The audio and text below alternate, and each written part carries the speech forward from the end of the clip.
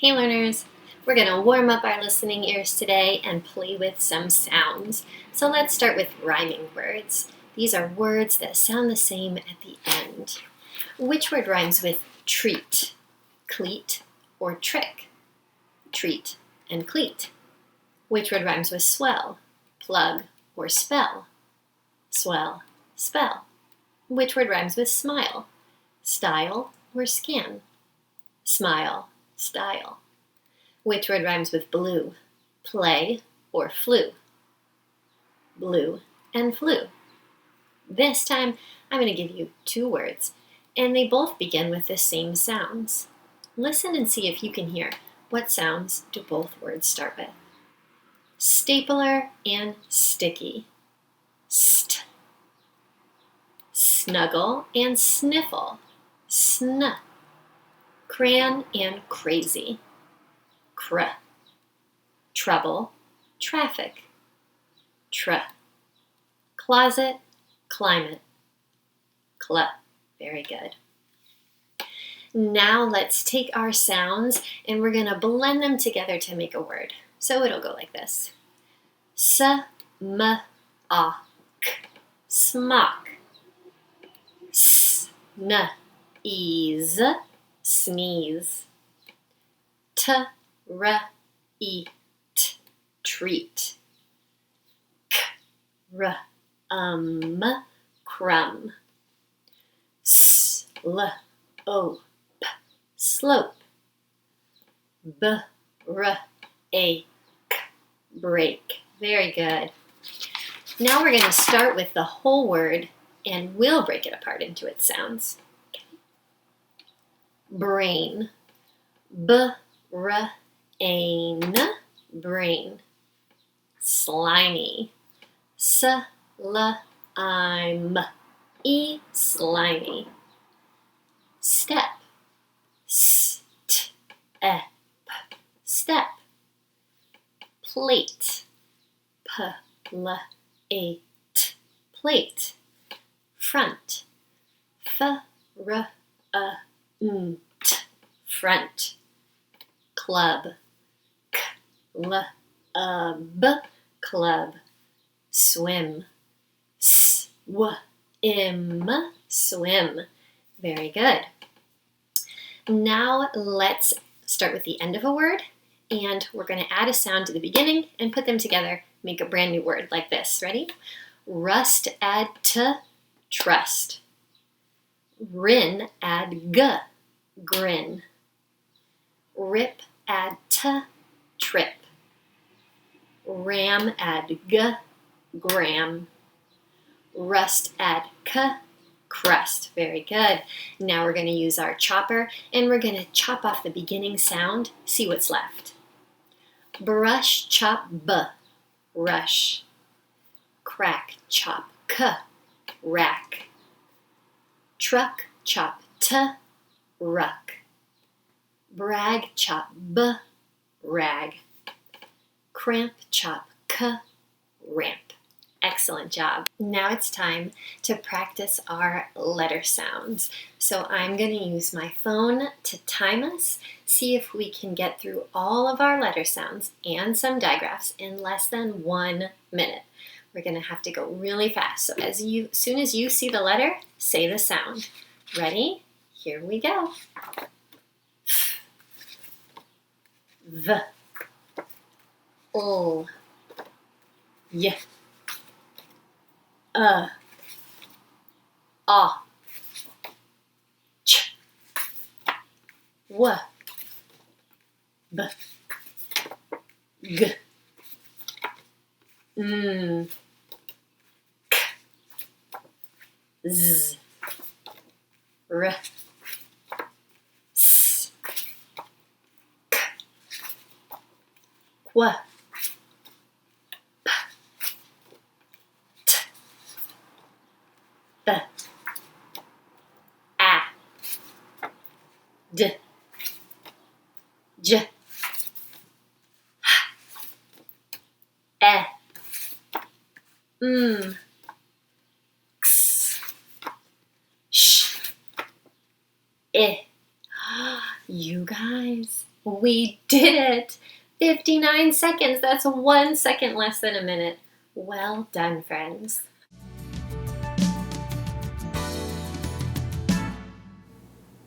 Welcome to Phonics. Today we are going to focus on ways to spell the long A sound.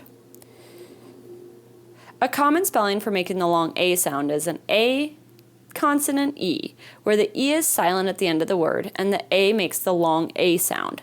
Like in this word, made. Made. The E is silent, but the A is the long A sound. Here's another common way to spell the long A sound. It's A-Y, like in the word p-l-a, play. When you find the A-Y together, you can ask yourself, maybe that's a long A sound. Alrighty, here's how we'll do it today. Let's make a chart. A consonant E and A-Y. I'll show you different words, and then we can look closely at the spelling to think, is that a consonant E spelling pattern or an A-Y spelling pattern? Here comes the first word. The word is safe. Oh, I see the A and then a consonant F, E. Safe. I'll put that word over here because it has the A consonant E. Safe. Here comes another word. The word is play. I see the A-Y spelling pattern in play. Alrighty, now your turn. I'll show you the word. We'll read the word and then think, does it have the A consonant E spelling pattern or the A-Y spelling pattern? Here it comes. The word is way. Did you notice the A-Y that made the A sound at the beginning of way? Me too. Let's sort it right here. Way. Here comes another word. The word is bake. I hear the long A sound, but what spelling pattern do we see in bake?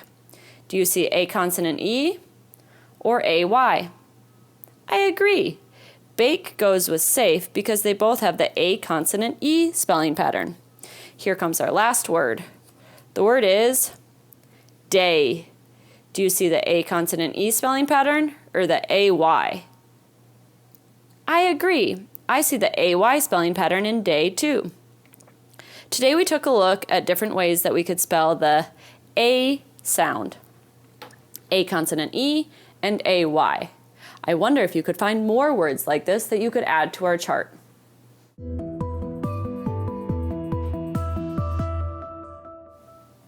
Welcome to your high-frequency word practice for today. Today I'm going to show you how to play a game called Jump and Say. When you play at home, you'll want to choose your own 10 words that you'd like to practice, write each word on an index card or another piece of paper. Then you get to play. Read the word, and then jump and say each letter. So you jump for Y, jump for O, jump for U, jump for R. Alrighty, let's get ready and play. Are you standing up yet? Here comes the first word. Remember, you'll read the word and then you'll jump and say the letters. First word is your. Stand up and jump for each letter. Say it out loud. Y-O-U-R. Your. Here comes the next one. The word is R. Jump and say A-R-E. R. The next word is because. Woo, lots of jumps. B-E-C-A-U-S-E. Because. Have. H-A-V-E. Have. Looking. Say the letters and jump. L-O-O-K-I-N-G. Looking. Don't. D-O-N''T. Don't. Didn't. D-I-D-N''T. Didn't. Here comes the last one. Read the word. Does. Jump and say D-O-E-S. Now you're ready to play Jump and Say at home to practice your high-frequency words.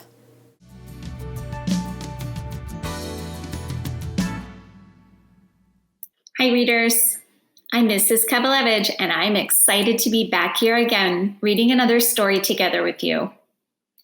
Today we're going to be reading the book Safe Biking with Dad. Have you ever gone on a bike ride? Who did you go with? Where did you go? What did you do to stay safe while riding your bike? Awesome. Let's take a sneak peek at the cover of our book and make a prediction or a good guess about what might happen in this story today. When we make a prediction, we use the clues in the words and the illustration to help us. So look closely at our cover. What do you think this story might be about? What do you think might happen in this story?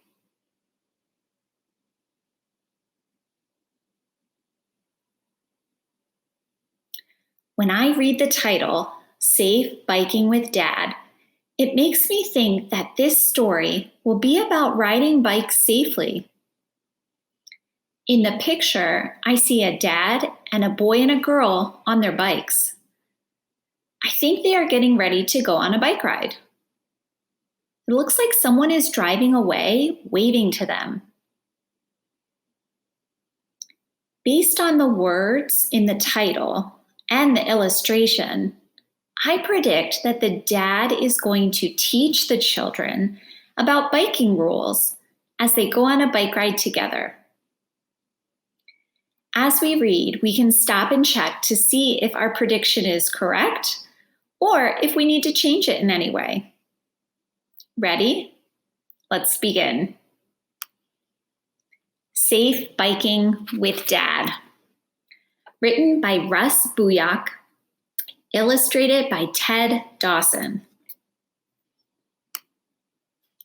Safe Biking with Dad. Mom left to set up their picnic. Jenny and Charlie were excited to ride their bikes to the park. Dad was really nervous. He was feeling afraid, a bit worried. What's the first thing we do? Dad asked. Put on our helmets to protect our heads if we crash, Jenny and Charlie said. Dad felt a little better, but then Jenny and Charlie pedaled away. Wait for me, Dad called. First, Charlie was riding in the middle of the road. Dad pedaled up to him. You should stay on the right side of the road, said Dad. Charlie moved over just as a car honked behind Dad.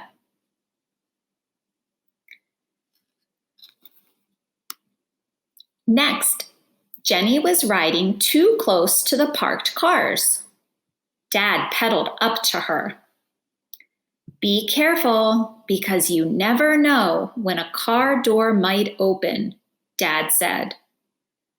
Jenny saw a car door opening. Dad had to swerve to miss it.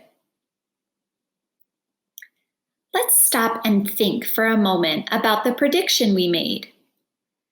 Based on what we've read so far, I know that Dad is nervous or a little worried about making the trip to the park, but that Jenny and Charlie were excited to get going.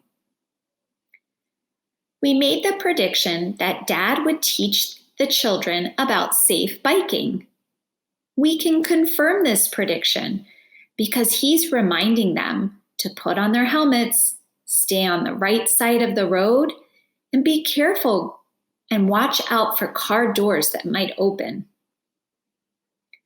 But I noticed something.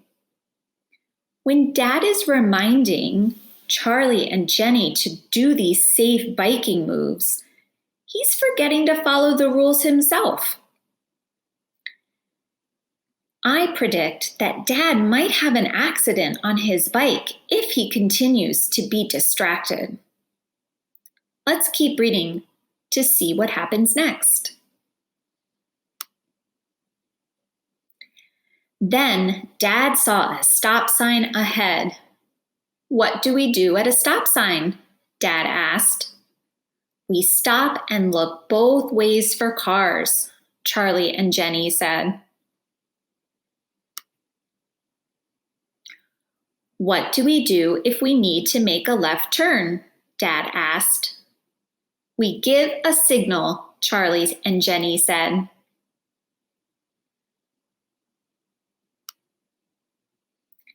Dad watched them stop, look both ways, and signal a left turn before riding on.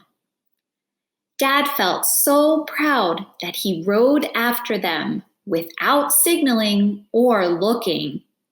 He didn't see the car until it honked its horn at him. Oh no. Readers, what do you notice?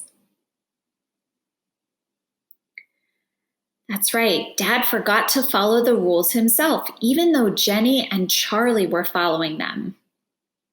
Let's keep reading to see what happens next.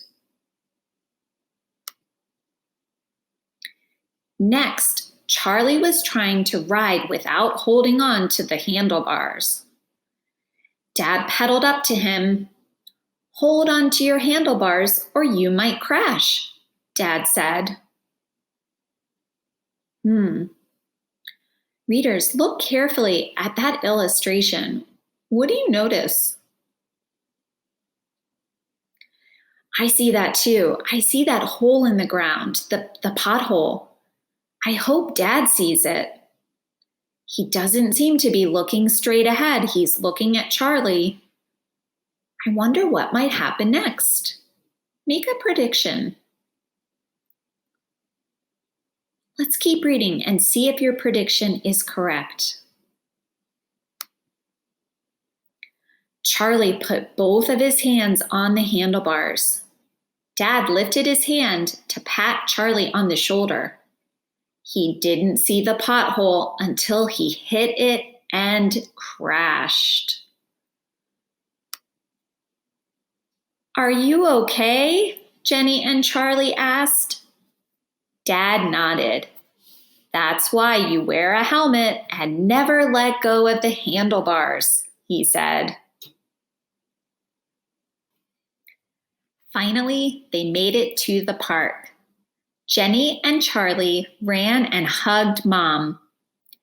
We rode our bikes all the way here, and we were safe, they said.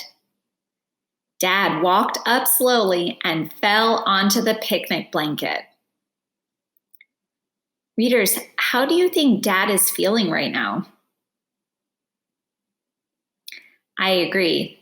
He looks tired. Come play, Jenny and Charlie said. Let him rest, Mom said. He needs his energy for the ride home. Dad looked nervous again. The end.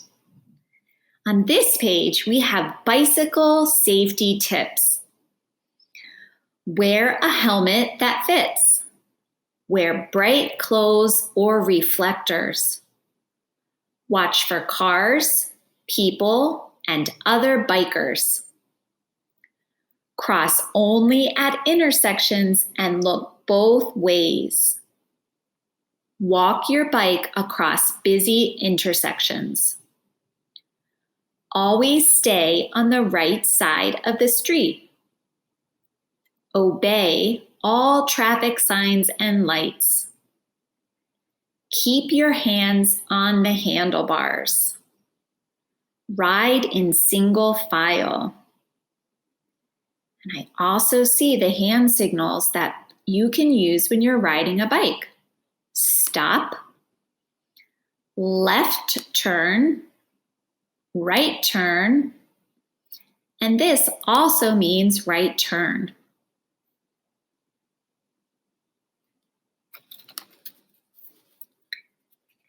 Readers, let's do some thinking about this story. What is this story mostly about? That's right. It's about a dad teaching his children how to bike safely. Why did Mom say that Dad needed energy for the ride home? I agree. He was feeling tired from the bike ride, but also tired from teaching Charlie and Jenny how to bike safely. And he was probably feeling a bit tired from all of those mishaps that he had along the way, like his crash in the pothole, because he was so focused on Charlie and Jenny. Is it important to follow bike safety rules when you are out riding your bike? Why or why not? What could you do if you see someone who's not following bike safety rules? Share your thinking with a family member. Thanks for reading with me today. Bye.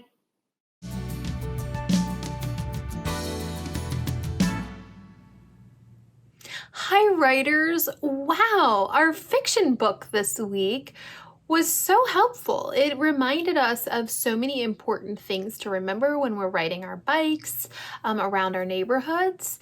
So this book, even though, again, it was fiction, it had a lot of good information, a lot of teaching information in it, right? And why is it that we know bike safety? What are you thinking? Why should I know the safety rules for riding my bike? Yeah, it's to keep us safe as we're riding our bikes, but it's also to keep everyone safe, right? Other people that are out, maybe walking, exercising, and people in cars. So we all follow the rules so that everyone's safe. When I ride my bike, I use the hand signals so I can show people which way I'm turning, which you can't really see very well on the screen, but there are ways to show which direction you're going so that people in the cars behind me know where I'm going. It's so important. It's important to know the rules, right? And that was, I feel like, a great takeaway from reading this book. So I thought today we could write a sentence about why is it important to follow our bike safety rules? And what are you thinking? Why is it important to know the bike safety rules and to follow them? Yeah, so it's important to follow bike safety rules whenever you ride your bike, right? So you know the rules and then you follow those rules just to keep everyone safe. All right, and in fact, today for our writing, let's start with it is important and think about what is it that's so important about bike safety. Let's share out some ideas. All right, it is important to know the bike safety rules so that you're safe. It's important to follow bike safety rules to be safe. So it's really, there's a reason they're called safety rules, right? It's to keep everyone safe. All right, so let's start with those words. It is important. And usually I have us practice our sentence before we start, but sometimes sentences come to us as we write. So we're going to just write about what is important that we learned in this book. So that's how we're going to get started. It is important. Can you say that with me?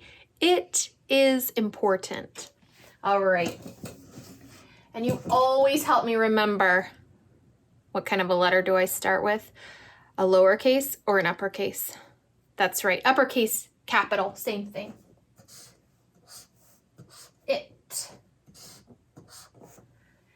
It is, and for important, can you clap it for me? Whoa, seems like a big word. Important. I think it's going to take up a lot of space. Here we go on that first clap.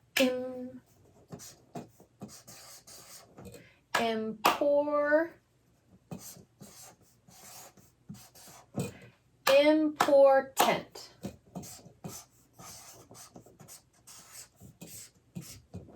And what did we learn was so important in our book? Okay? To follow bike safety rules. So let's put those ideas together. It is important to follow bike safety rules. What do you think? Okay.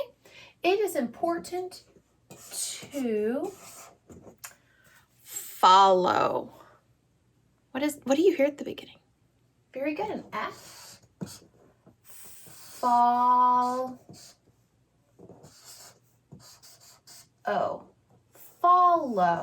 Follow.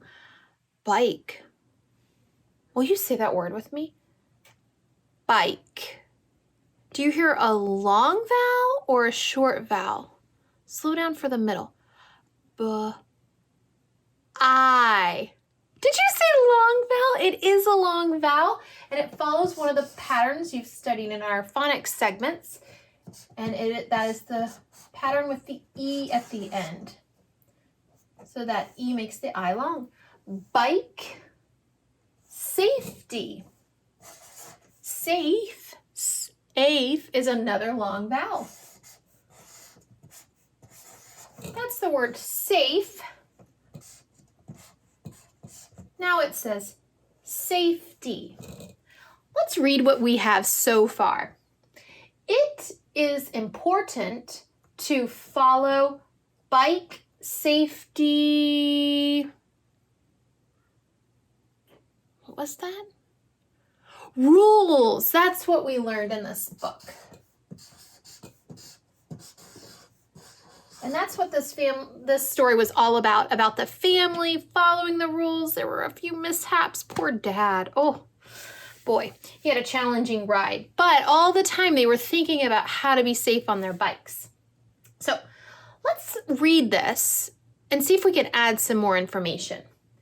It is important to follow bike safety rules when.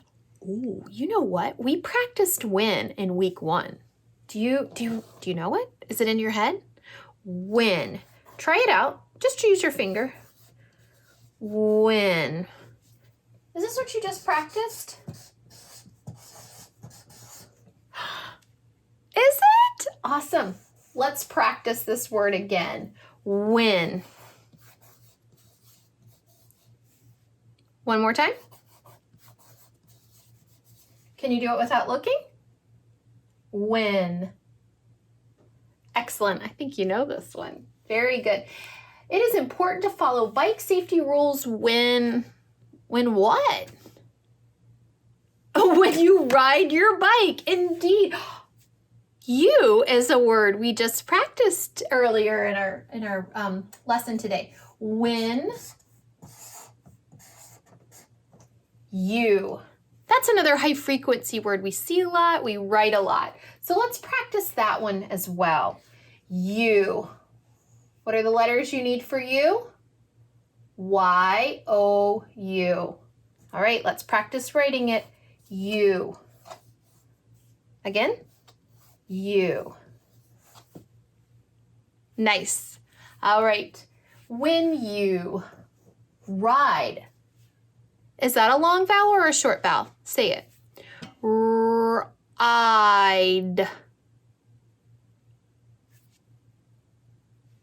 It is a long vowel. Listen again. Ride.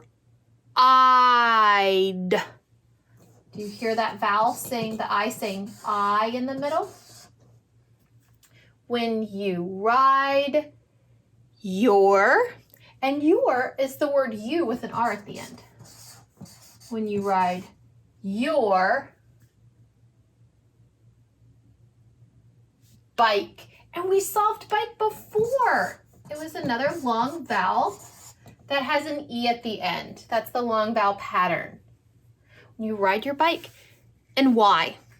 We're going to just keep adding to this sentence. It's going to be amazing. So let's read it again and see what we could add about like why we follow these rules. It is important to follow bike safety rules when you ride your bike. So, why? So that you are safe. Okay, that's a great addition to the sentence. So, that. Great. When our tongue sticks out, it's that TH. So that you. That's the word. We've practiced it. Do you know it? Okay. Don't look. Can you practice writing it? Is that what you wrote? Nice. Oh my goodness. So that you are. That's another word we practiced. Oh my goodness, you're getting a lot of use out of these words. So that you are. Let's write that one. That one can feel a little tricky sometimes. A-R-E spells R. Let's write it. A-R-E. One more time. A-R-E. R. Excellent. So that you are safe. Excellent. Listen for that vowel in the middle. Safe. It is a long vowel. Wow, you are so great at hearing those sounds. Friends, together we came up with the ideas for this sentence, which were really about the book that we just read and why it's important to be safe on our bikes, which is something very important to remember, especially during the summer when we can ride our bikes a lot. Let's read what we wrote together. Here we go. It is important to follow bike safety rules when you ride your bike so that you are safe. Friends, we also practiced writing our high frequency words. We talked about vowel sounds and some vowel patterns with the E at the end for a long vowel. Wow. I hope that you maybe write about some bike safety rules you know. Maybe you could make a sign to hang at your house or in your neighborhood about being safe on your bike. Happy writing, friends!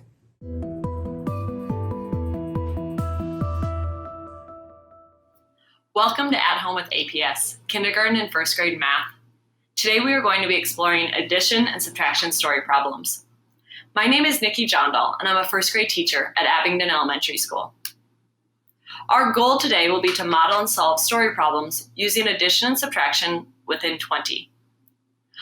Our math workshop will start with a number sense routine. We're going to be playing the game called How Many Do You See? Using the tool of Rec and Recs. Our mini lesson will be focusing on a numberless word problem. Then we'll move into our reflection before we finish off with our family math tip. Here comes our number sense routine. It's called How Many Do You See? I'll show you a Rec and Rec, and you'll have to look at the Rec and Rec and think, how many do I see, and how do I see it?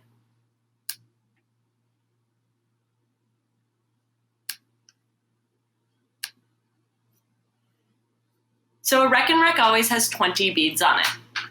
There are 10 on the top and 10 on the bottom. These ones over on the left-hand side are what we call in play. So that's the number I want you to be looking at. The ones over here on the right-hand side are out of play. So we're not looking at those ones right. That's not the quantity that we're looking for right now. So take a look. How many do you see? How do you see it?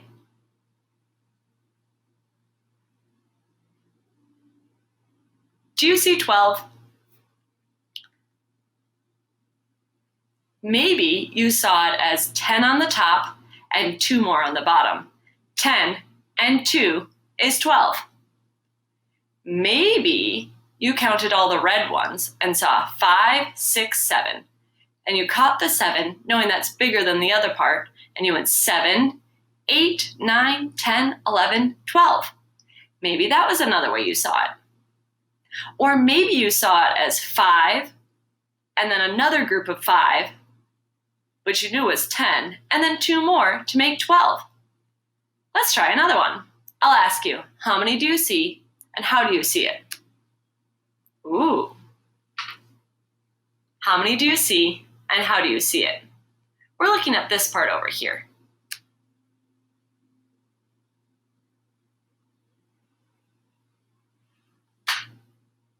If you see it one way, see if you can make it another way.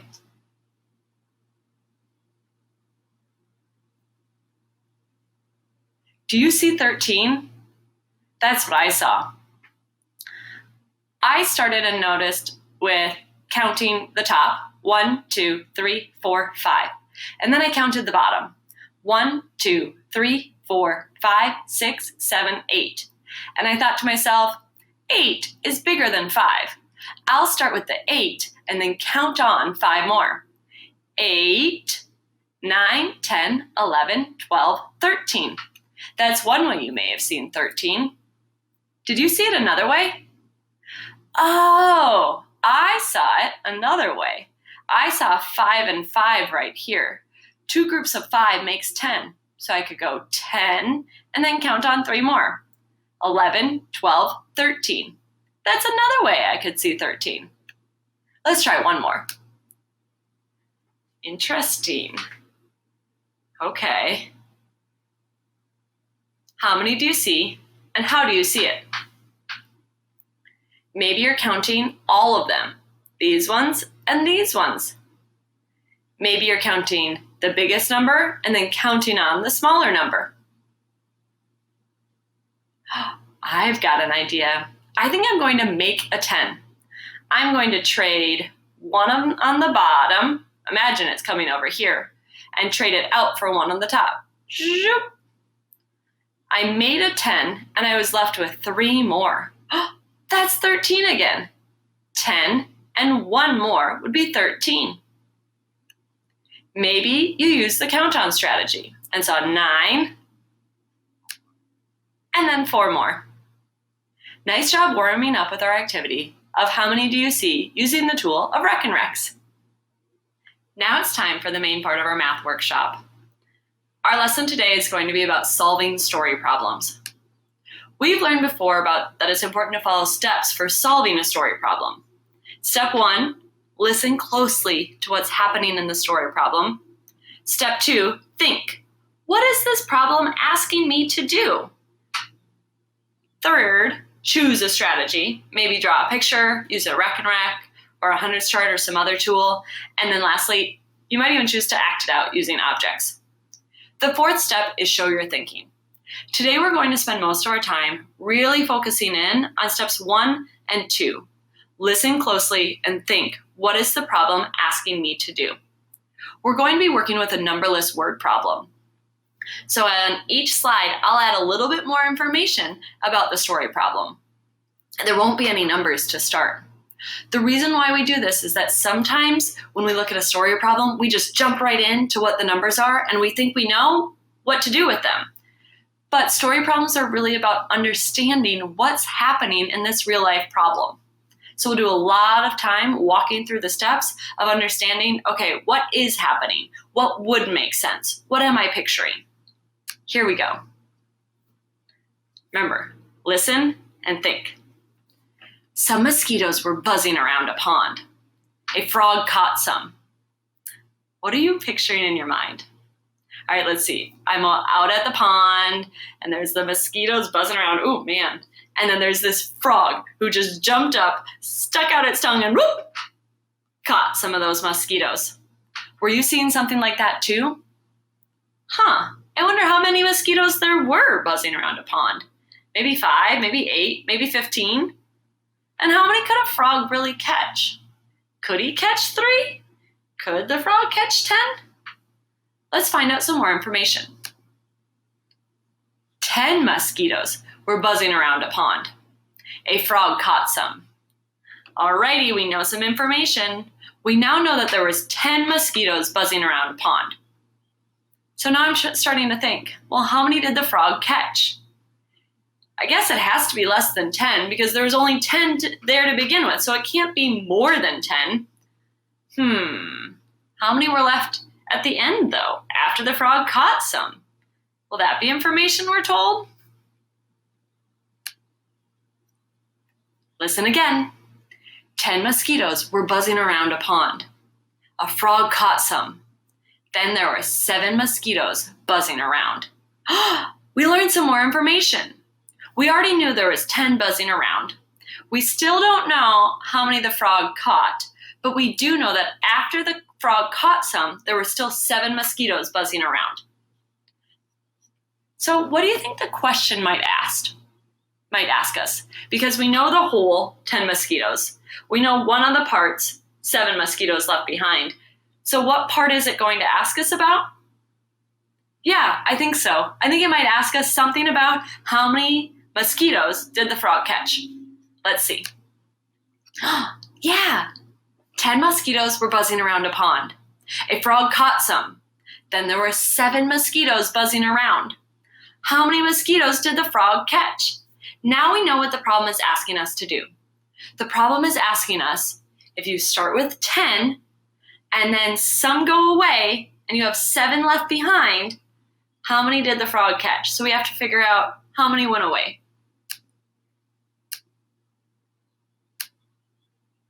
Here's my equation to match my thinking. There were 10 mosquitoes. Some went away. Oh yeah, the frog caught some, but we don't know how many yet, so I just left the box empty. Equals, or is the same as 7 that were left at the end. I think we're ready to pick a strategy and figure it out. Now we're ready to choose a strategy. Maybe we could draw a picture, or use a tool, or act it out. Today I'd like to act it out using manipulatives. I chose tens frames with counters. You could do the same thing at home with, things like beads or Legos, anything that you could count. I'm going to use 2 tens frames just in case I need it. Alrighty, so we started with 10 mosquitoes. 1, 2, 3, 4, 5, 6, 7, 8, 9, 10. There are 10 mosquitoes buzzing around the pond. And then the frog caught some of them. We don't know that number yet. And then there were 7 left buzzing around the pond. So let's see. I'm going to make these, the ones that were left buzzing around the pond, I'll make them yellow. 1, 2, 3, 4, 5, 6, 7. All right. The yellow ones are the ones that were left buzzing around the pond, the 7. But how many did we take away from the 10 to get to 7? Oh, that will be the red ones. 10 minus 1, 2, 3 is the same as the 7 that were left buzzing behind. I think it was 3. So let's go back to it. We've got to show our thinking. If 10 mosquitoes were buzzing around a pond and a frog caught some, then there were 7 mosquitoes buzzing around. How many mosquitoes did the frog catch? The frog caught 3. 10 mosquitoes, 3 eaten by the frog equals 7 left. I can show my answer using words. The frog caught 3 mosquitoes. I can also show my thinking using a picture. Here are my 10 mosquitoes, and I counted the 7 that were left. 1, 2, 3, 4, 5, 6, 7. And I drew a breakaway stick just to make it really clear where my numbers were. And then I crossed out the ones that must have been eaten. So that shows 7 were left behind, 3 of them were eaten, for a total of what we started with, 10. Nice job today walking through those steps to really understand what the problem is asking us before we jumped right into solving it. We know as mathematicians, it's important to reflect about our learning anytime we've learned something new. Today, I'll walk you through some reflection questions that you can discuss as a family at home.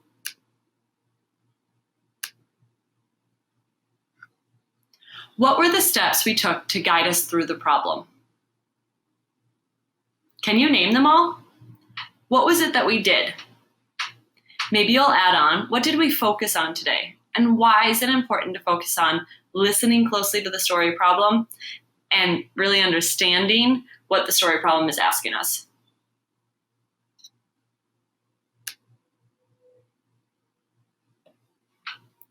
What strategies helped you solve the story problem today? Think about, what did we actually do to figure out what the answer to the story problem was? Or what was the strategies we used to really understand what was happening in this story problem? Maybe you use some other strategies at home as well.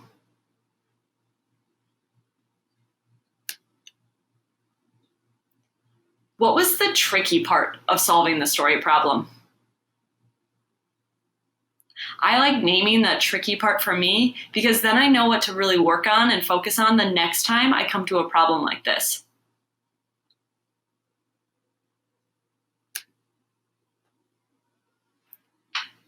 Here comes our family math tip.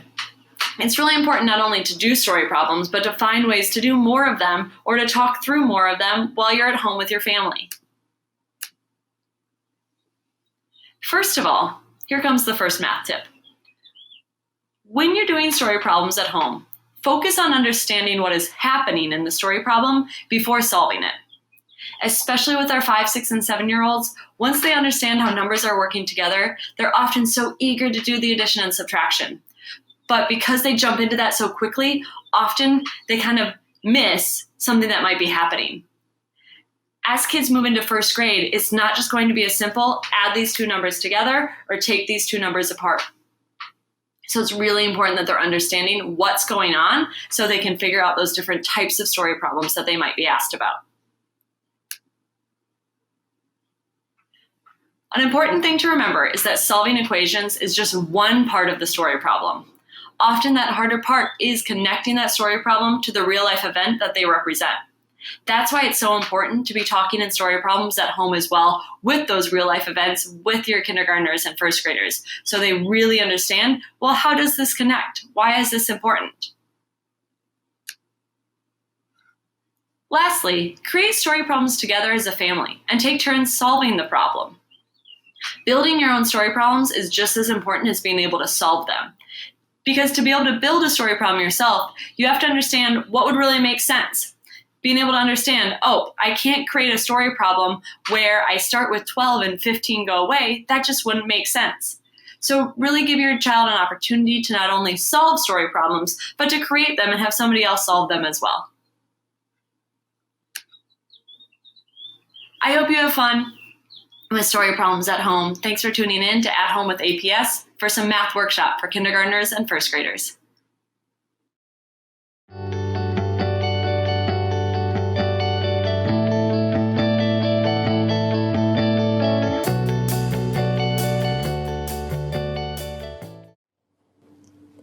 Hi, my name is Erin San.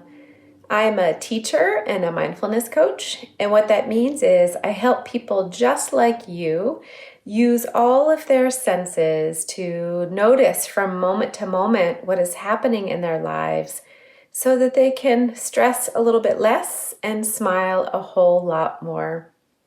Today, I'm here to share with you one of my favorite mindfulness exercises to use at a time in your life or a time in your day when you just need to take a pause and refocus your mind from anything else that may be distracting you.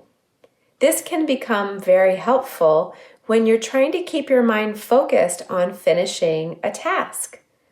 Sometimes we have trouble finishing a task because it's too challenging for us or we get distracted. And this simple mindfulness exercise will get you back on track so that you can concentrate. Are you ready? Excellent. This is called stop. I want you to think about a stop sign. A stop sign is red. It has 8 sides. It's an octagon. And it has the word stop written on it. S-T-O-P.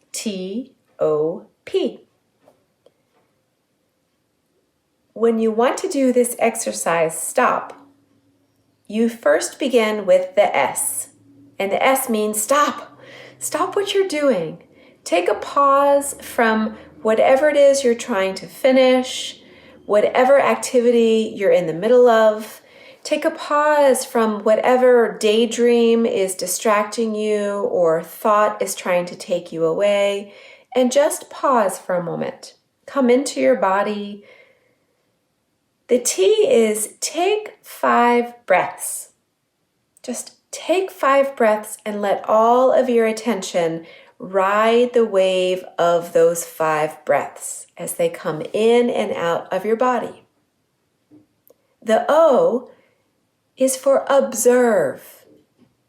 So after you take your breaths, simply notice, how does your body feel? How does your mind feel? What are you noticing about your body in that one moment? Does something hurt? Is there something you need? Do you need to ask for help? Simply observe what is going on in your own body. And then take a moment to observe what is happening outside of your body. What do you hear? What can you smell? What do you see? And then the P stands for proceed. Go back to doing what you are doing and notice if it's easier for you to focus, easier for you to concentrate, so that you can finish whatever it is you're setting your mind to finish. Thank you so much for practicing with us today. I hope you use stop anytime you need to take a little mindful pause to clear your mind so that you can get back on track. I look forward to practicing with you again. Second Step lessons are created by Committee for Children, who owns and controls all rights therein. Permission was granted to district to make and broadcast this video for educational use only by district parents, families, teachers, and counselors with students currently learning via television broadcast due to the impact of COVID-19. No other use of this video or Second Step lessons is permitted. Committee for Children, 2020.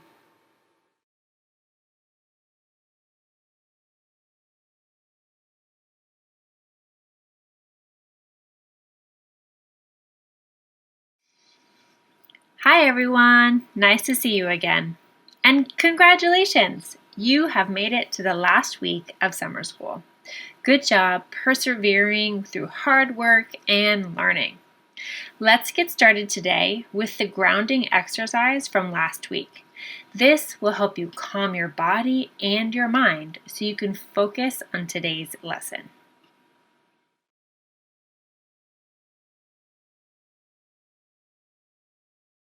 This is a grounding technique called 5-4-3-2-1. This technique will take you through your 5 senses to help remind you of the present. This is a calming technique that can help you get through tough or stressful situations. We'll start with one big belly breath, in through your nose and out. Number 5, look. Look around for 5 things that you can see and say them out loud. You could say, I see my dog. I see the pillow on the couch. I see a picture on the wall. Or I see a cloud in the sky.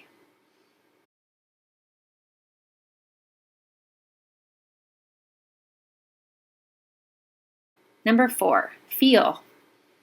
Pay attention to your body and think of 4 things that you can feel and say them out loud. You could say, I feel my feet warm in my socks. I feel my hair on the back of my neck. Or I feel the chair underneath my bottom.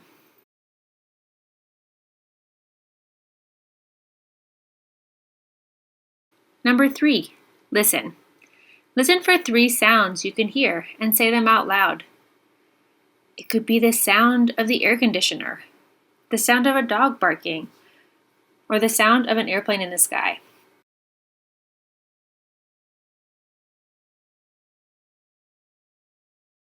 Number 2, smell. Say 2 things you can smell out loud. If you can't smell anything, think of your 2 favorite smells. You could also move into a different room to find a smell in the kitchen.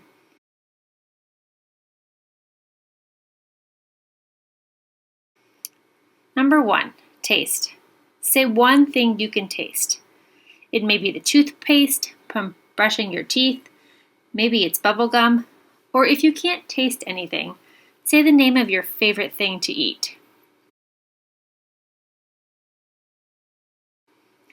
Take another deep belly breath to end.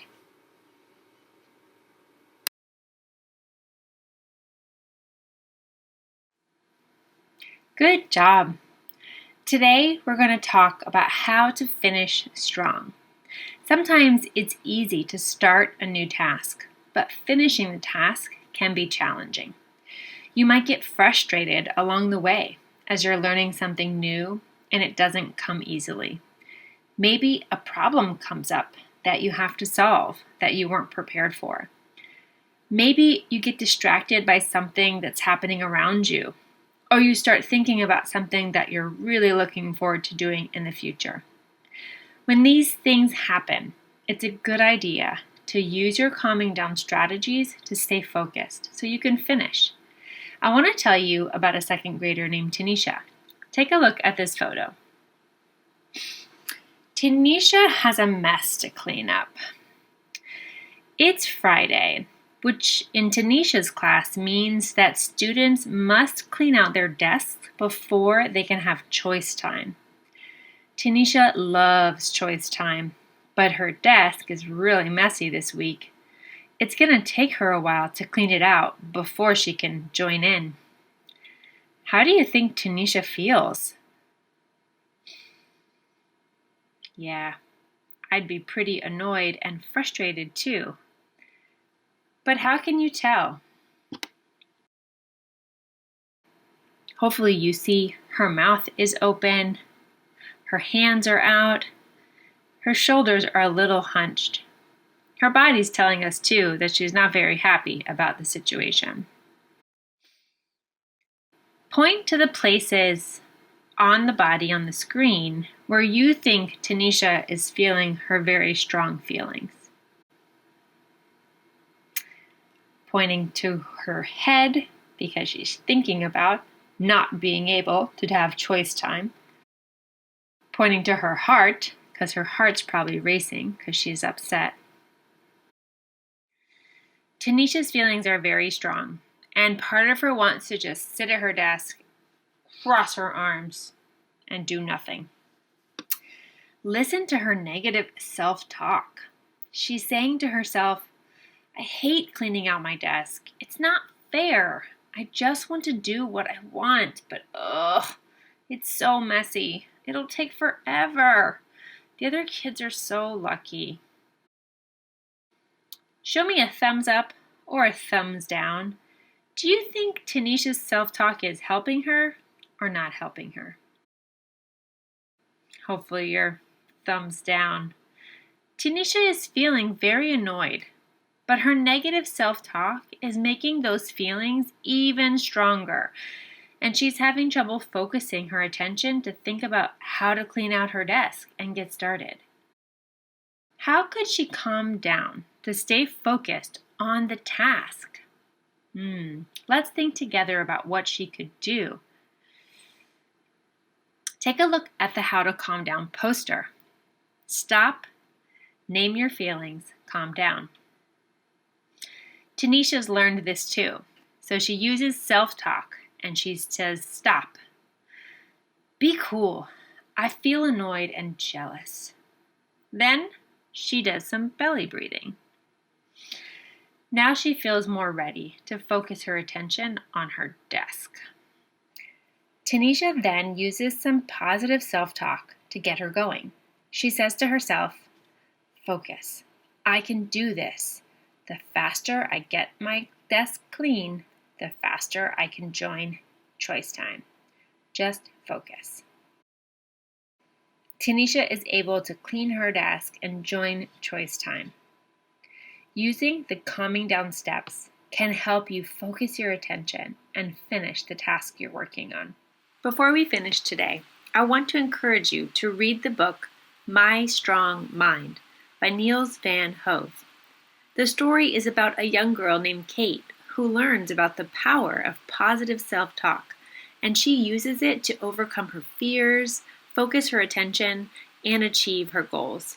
It's a great reminder that if you think strong, you will feel strong. Ask an adult to help you find a read aloud of the book on YouTube after the lesson. See you on Wednesday.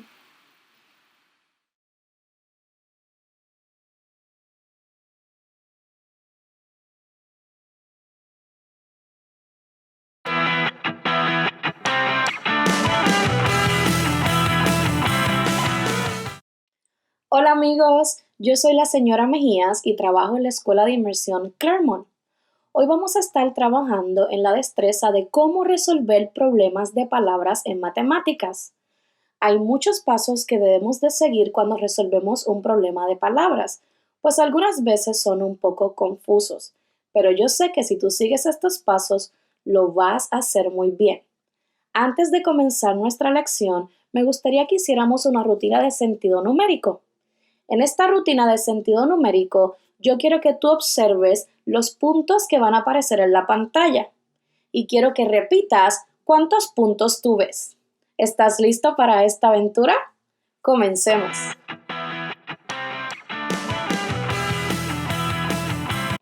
4, 3, 2, 3, 5, 4, 1, 2, 3, 6, 4, 3, 2, 2,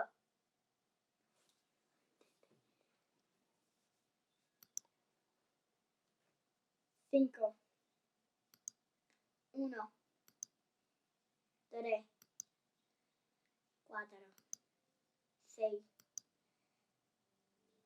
5, 2, 3, 4, 4, 4,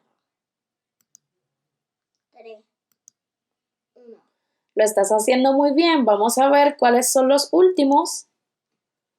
6, 4, Wow, ese fue un poco difícil.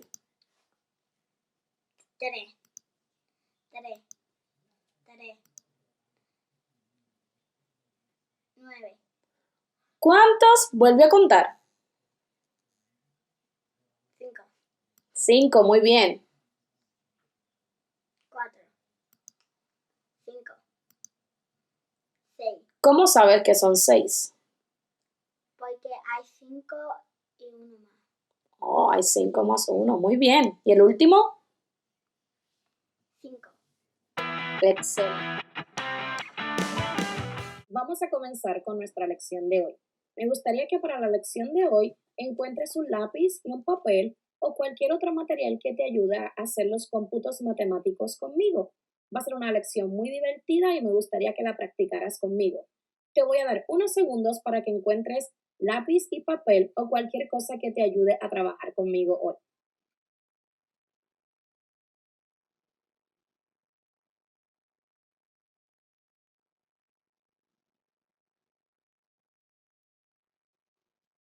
Muy bien.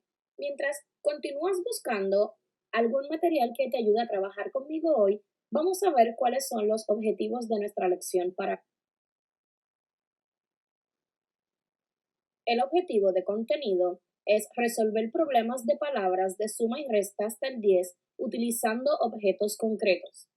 Nuestro objetivo de lenguaje es yo puedo reconocer rápidamente la cantidad de objetos en un grupo. Y nuestra primera actividad de hoy tiene que ver con el número de hoy. Y el número de hoy es el 8. Muy bien, 8. Lo primero que me gustaría que hiciéramos con el número 8 es buscar cómo se puede escribir el número 8 en palabras, la forma escrita. Yo sé que ese es el 8, pero ¿cómo puedo escribir 8? Te voy a dar unos segundos para que escribas la palabra 8 en tu papel.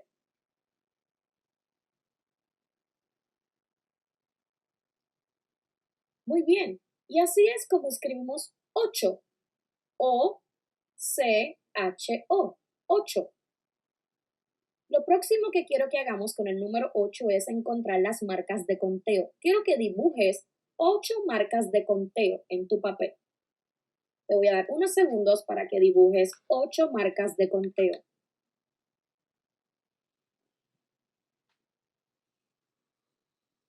Muy bien. Y así es como yo marcas de conteo. 1, 2, 3, 4 y mira cómo va a ser la número 5. 5, 6, 7, 8. Si tú observas, yo cuando llegué a 5, mi última marca la hice cruzada, porque así es como yo represento que esto es un grupo de 5. Así que si aquí tengo 5, solo tenía que dibujar 3 marcas más. Recuerda, en marcas de conteo, siempre que llegues a la número 5, la marca número 5 va a ir cruzada. Yo sé eso. Bien, lo próximo que quiero que hagamos es que me digas cómo sería el número 8 utilizando dinero. ¿Cómo podemos hacer el 8 utilizando dinero? Hay una moneda así que se llama un nickel, muy bien, y el nickel vale 5 centavos. Tenemos otra moneda como esta que se llama el penny, muy bien, y el penny vale 1 centavo. Entonces, utilizando estas dos monedas, ¿cómo puedes formar 8 centavos? Te voy a dar unos segundos.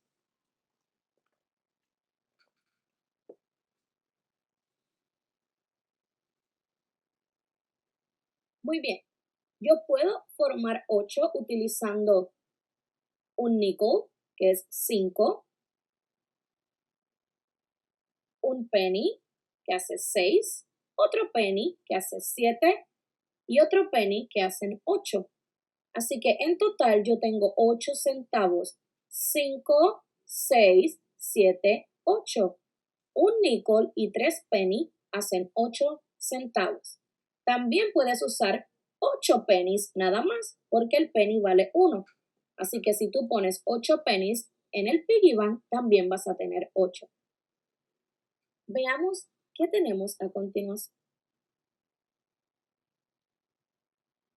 Bien, y ahora quiero que repasemos cómo se resuelven los problemas de palabra en matemáticas. ¿Estás listo? Vamos a ver cuáles son los pasos a seguir. Y los pasos a seguir para resolver problemas de palabra, el número 1 es bien importante que tú leas el problema más de una vez. Cuando leemos el problema varias veces, se nos hace más fácil entender lo que nos están preguntando. Paso número 2. Encuentra el principio, el medio y el final para saber si vas a sumar o vas a restar. Recuerda que los problemas de palabras son como los cuentos que tú lees. Tienen un principio, un medio y un final. El final siempre te va a ayudar a encontrar la palabra clave para determinar si vas a sumar o restar. Veamos el paso número 3. Para el paso número 3, es importante que hagas un dibujo o una representación del problema. El dibujo te va a ayudar a encontrar la respuesta con mayor facilidad, mucho más fácil. Así que los matemáticos siempre dibujan y muestran su trabajo. Y el paso número 4, es bien importante que tú contestes la pregunta con el resultado final. Los problemas de palabras siempre tienen una pregunta al final y esa pregunta tú la vas a contestar con el resultado de tu dibujo o tu cómputo matemático.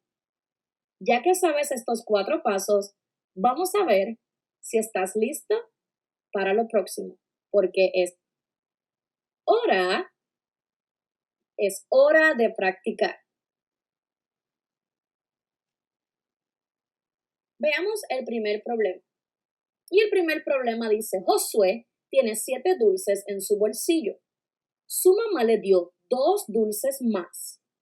¿Cuántos dulces tiene Josué? Vamos a volver a leer porque una vez recuerda que no es suficiente. Mientras yo leo, ve buscando el principio, el medio y el final y pensando si tienes que sumar o restar. Josué tiene 7 dulces en su bolsillo. Vamos a ver. ¿Josué tiene un dulce en su bolsillo?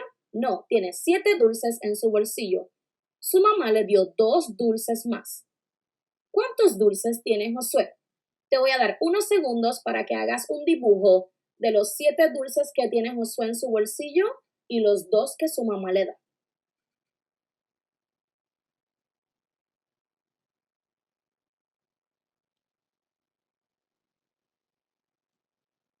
Muy bien. El principio del problema nos dice que Josué tiene 7 dulces. Tengo un dulce, 2, 3, 4, 5, 6, 7. El medio de la historia nos dice que su mamá le da 2 dulces más. 1, 2 dulces más. ¿Cuántos dulces tú ves en la pantalla? Magnífico, 9 dulces. Porque cuando su mamá le da 2 dulces más, ahora Josué tiene más dulces. Así que veamos qué ecuación de matemáticas yo puedo hacer para demostrar el dibujo que hemos hecho. Tenemos 7 dulces más 2 que su mamá le da son igual a el total de dulces que ves en la pantalla que dijiste que eran. Muy bien, 9 dulces. Así que en total, Josué tiene 9 dulces. Fantástico.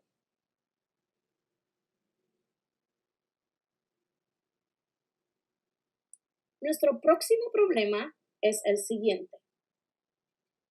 Hay 9 pajaritos en el árbol. 3 de ellos volaron lejos.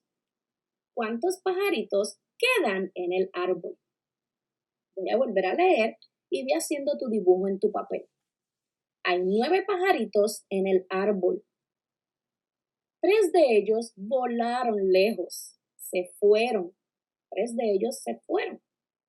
¿Cuántos pajaritos quedan en el árbol? Te voy a dar unos segundos para que termines de hacer tu dibujo. Hay 9 pajaritos en el árbol y 3 se fueron a volar lejos. ¿Cuántos pajaritos quedan en el árbol?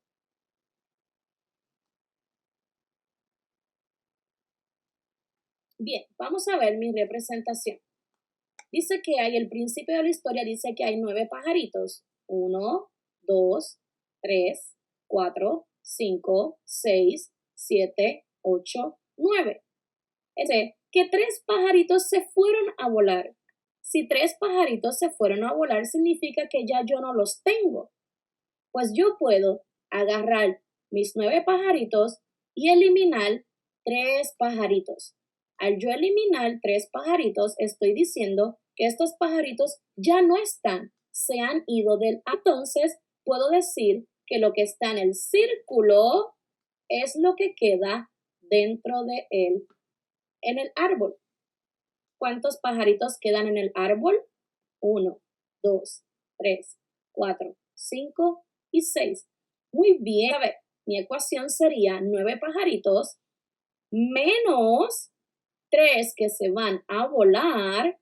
Me quedo con, muy bien, me quedo con 6 pajaritos. Así que ahora quedan 6 pajaritos en el árbol. Fantástico. Vamos a ver nuestro último ejemplo. Sofía tiene 3 globos verdes y 3 globos amarillos. ¿Cuántos globos ella tiene en total? Voy a volver a leer mientras tú dibujas. Sofía tiene 3 globos verdes y 3 globos amarillos. ¿Cuántos globos ella tiene en total? Te voy a dar unos segundos para que termines tu dibujo y encuentres la respuesta.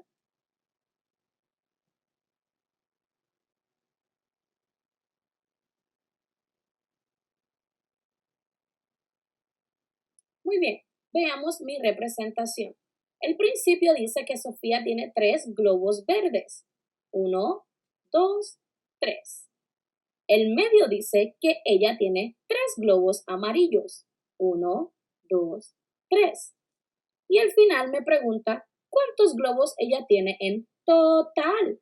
Total es una palabra clave para yo hacer una operación de matemáticas. ¿Será suma o será resta? Muy bien, suma, porque me está pidiendo que combine los verdes con los amarillos. Así que en total ella tiene, excelente, 6 globos. Mira mi ecuación de matemáticas. 3 globos verdes más 3 globos amarillos es igual a 6 globos en total. Por lo tanto, Sofía tiene 6 globos en total. Excelente, has hecho un magnífico trabajo. Te felicito.